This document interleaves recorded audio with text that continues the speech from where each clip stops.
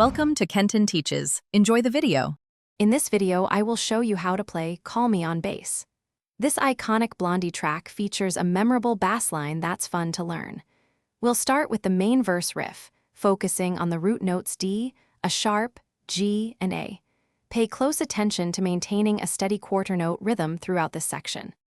Moving into the verse, the bass line continues with the D, a sharp, G, and a root notes, providing a solid foundation. As you approach the pre-chorus, listen for slight rhythmic variations that add to the song's dynamic. Aim for a consistent eighth note feel here, ensuring your playing is both precise and groovy. The chorus brings a more prominent bass line, built around D, F, G, and a sharp. Then, the bridge offers a dynamic shift, moving through E, B, F, C, before returning to D, a sharp, G, and A. Practice transitioning smoothly between these sections, paying attention to the unique feel and energy of each part. To master Call Me, use a metronome to develop precise timing.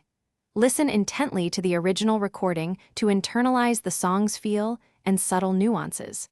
Start practicing at a slow tempo, gradually increasing your speed as your comfort and accuracy improve.